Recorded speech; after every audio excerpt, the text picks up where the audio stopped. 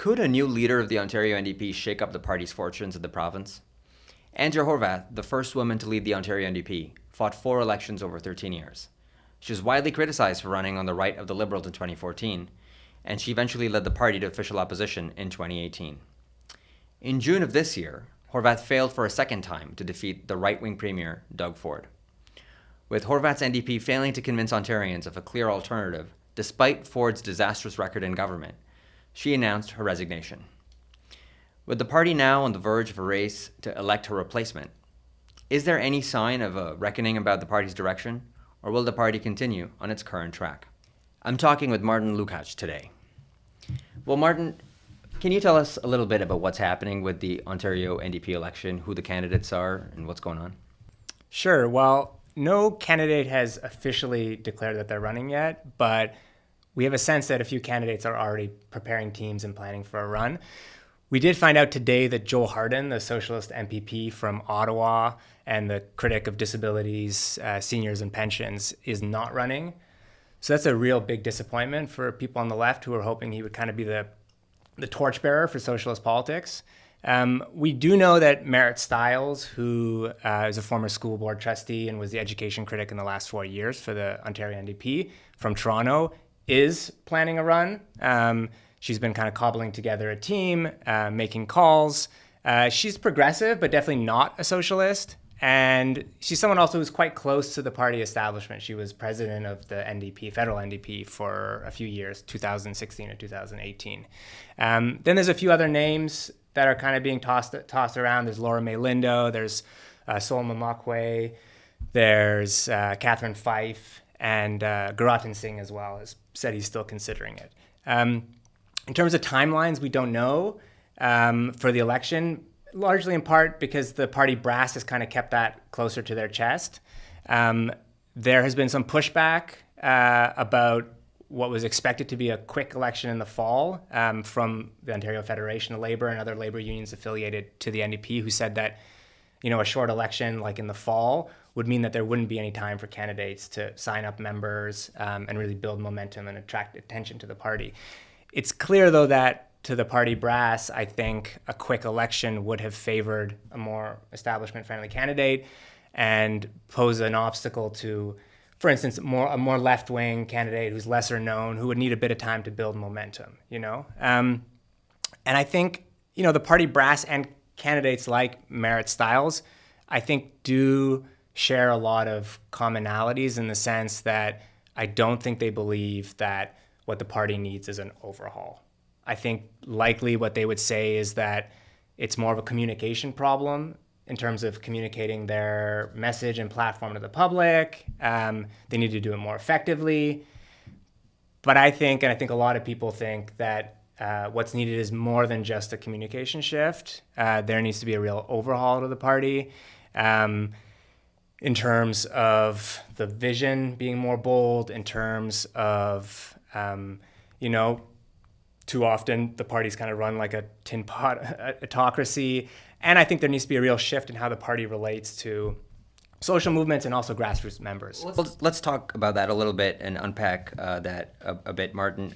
You have been very clear about what needs to change in the past and been a very vocal critic of the NDP and the direction it's taken. And there's an opportunity here for things to maybe change. And so I guess my question to you is, what is your advice to these leadership candidates now as people are mulling to put their name in the ring? And what's your advice to them? If they were here, what would you tell them that they need to do to be talking about for the NDP to actually win power? Right. Well, I'm not sure people would come to me for advice, but if I could offer one thing, I would say that I would love to see a leader or a potential leader put on the table a solution to one of the core problems of the NDP, which is that the party, in terms of its decision-making, in terms of its policy development, in terms of its campaigning, has just become too centralized. Basically, most of the key decisions when it comes to these things are made by a very small circle of advisors, consultants, staff. Basically today's NDP is like 3 marketing agencies in a trench coat.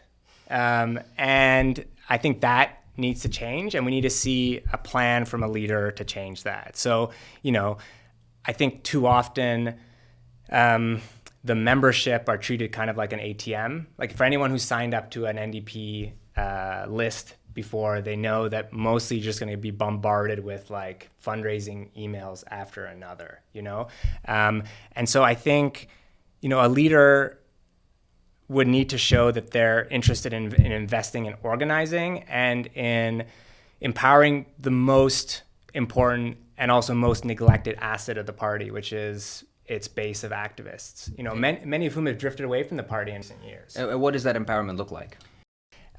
Well, when's the last time, for instance, that the NDP membership have been called on to campaign and mobilize on an issue like on a year-round basis, in the way that we've seen Bernie Sanders do in the States, or Momentum, which is a Labour-affiliated party in the UK, do, basically empower members to run campaigns and canvass year-round and get energized and animated. Too often, the kind of consultant class that runs the party is really fixated on polling, pumping money into ad campaigns, and really paying too much attention to what the elite media thinks about what they're doing.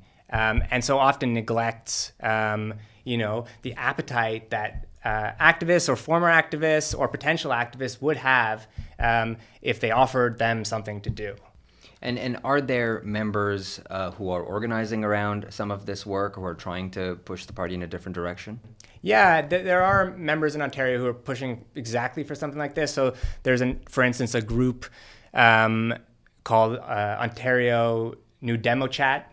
They could probably work on the name, but they've been doing a lot of really incredible work. They, for instance, it's a group of like grassroots NDP activists, and they have put together a really terrific document, which is basically a crowdsourced list of demands, steps that the NDP could take if it wanted to campaign and act differently. So run issue-based campaigns, not just electoral campaigns. Offer more support for organizing at the riding level.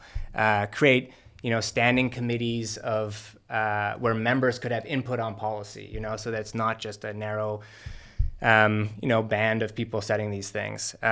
Create more transparent candidate searches. For instance, there's a real problem with the party center stifling exciting, radical, dynamic candidates who are often selected at the local level, but then kiboshed by the party center for one indiscretion or another or the things that they view as an indiscretion. So the party could do a lot more to basically set into place grassroots infrastructure that would, unleash the energy of activists, and that's just simply not happening right now. So it sounds like there's a lot of folks who are trying to organize around some of these issues, and the direction in which you're talking about the party could be thinking of going.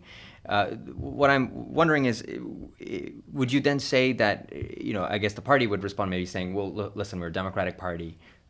If folks want to change the direction of the party, get involved, get a membership, join the party, show up to meetings, propose resolutions, move the party in the direction you want the party to go in.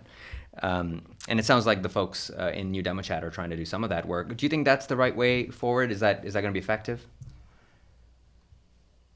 It's a good question. I have a lot of respect for people who are like duking it out in the party.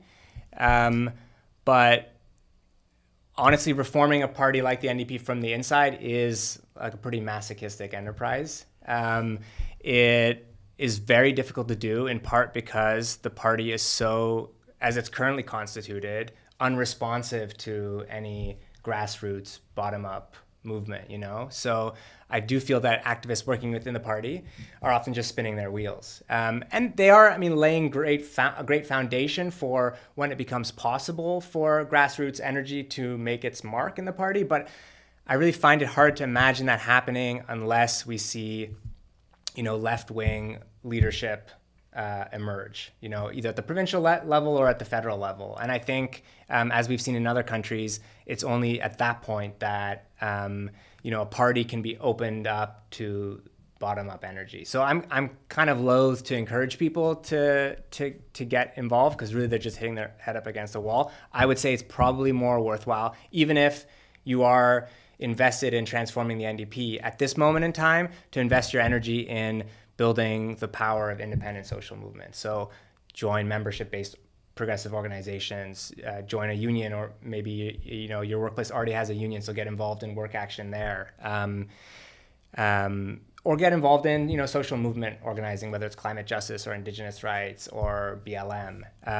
I think that if we build the power of independent social movements, we will gain a lot more leverage vis-a-vis the party, and be able to influence it from the outside for the time being. And when the moment comes that there's a leader who's actually committed to democratizing the party, I think that changes opportunities for input from activists. Well, Martin, I do want to know your thoughts, on the question of populism that I think is on top of everybody's mind as we see some faux populists on the right really gaining ground and organizing folks, thousands of people showing up at rallies for people who are really not going to be fighting for their interests. And so for both the NDP and the broader left, what is the best response to these faux populists on the right, in your view?